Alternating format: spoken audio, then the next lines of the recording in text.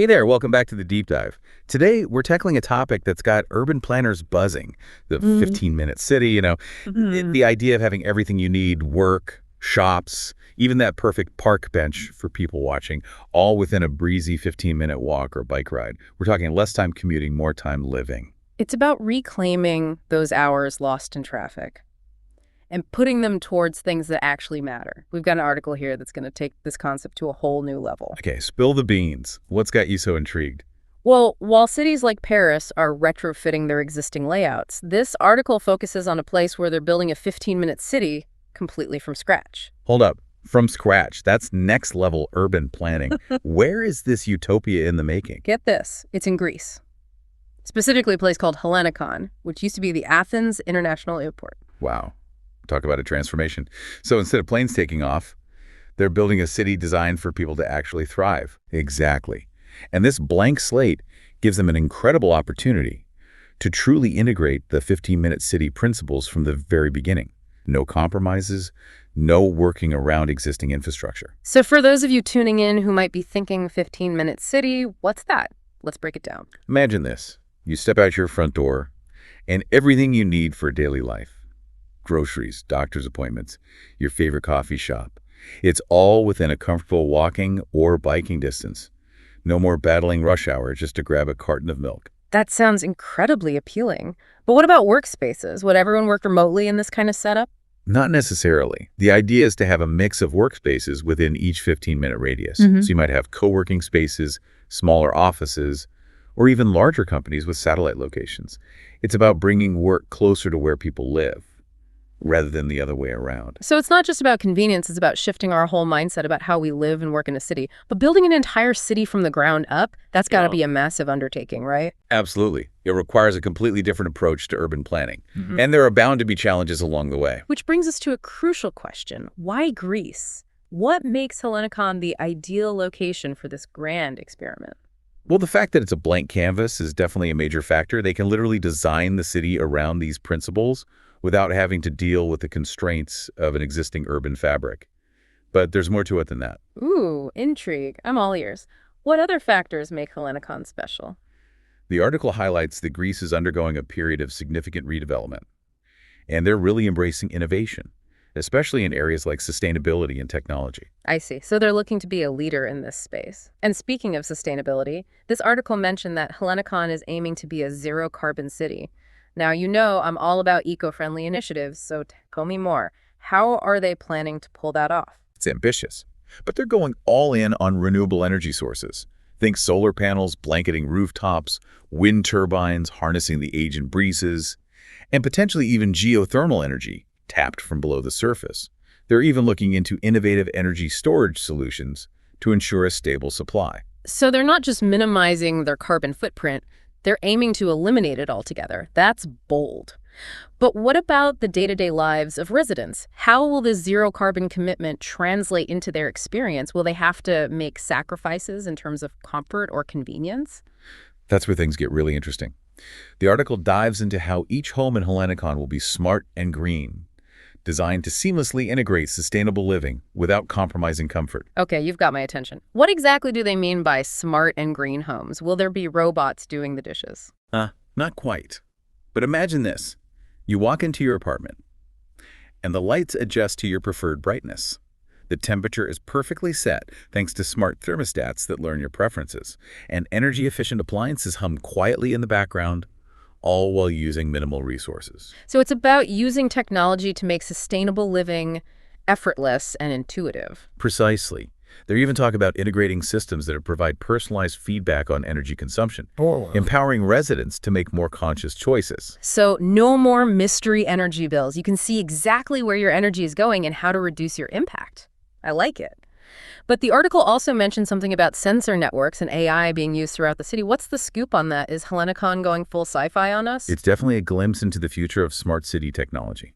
Imagine a network of sensors embedded throughout the city, discreetly collecting data on everything from traffic patterns to air quality. Hold on, sensors everywhere. Won't that feel a bit like Big Brother is watching? What about privacy concerns? That's a valid point, and it's something that developers are acutely aware of.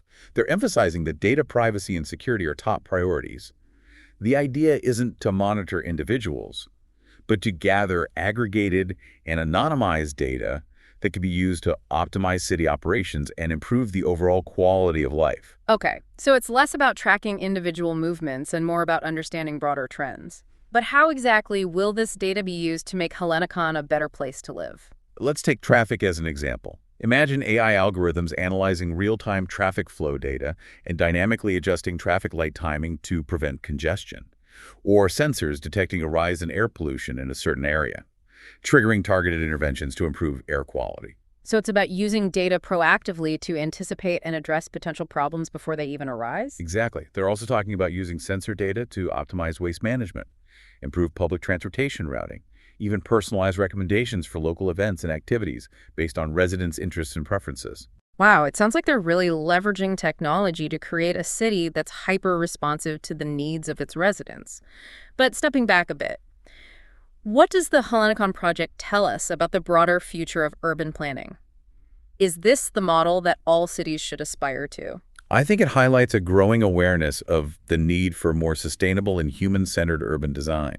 People are craving cities that prioritize well-being, community, and a closer connection to nature. And the 15-minute city concept seems to tick all those boxes, but let's be real, not every city has the luxury of starting from scratch like Hellenacon. What about those of us living in already established urban environments? Are we doomed to a life of traffic jams and sprawling suburbs? Not necessarily. While replicating Hellenacon exactly might be a challenge, its core principles can certainly be adapted and applied to existing cities. We're already seeing this happening in cities like Paris, where they're creating mini 15-minute neighborhoods within the larger urban fabric. So it's about thinking creatively and finding ways to foster those pockets of walkability and community, even within a larger urban context. But I'm curious, how do you create a sense of community in a city that's being built from scratch? It's not like there's an existing social fabric to tap into. That's where the design of the city itself comes into play. Exactly. Think vibrant public plazas for farmers markets and open-air concerts, cozy parks with playgrounds for kids and benches for quiet contemplation, community centers humming with workshops and activities. They're even incorporating design elements that encourage chance encounters, like pedestrian-friendly streets and shared courtyards. So it's about creating a sense of place, a neighborhood vibe, where people naturally bump into each other and build those casual connections that form the foundation of a strong community. But how do they encourage that diversity of experiences within each 15-minute radius? Wouldn't it get boring if everything is the same? That's where mixed-use development comes in.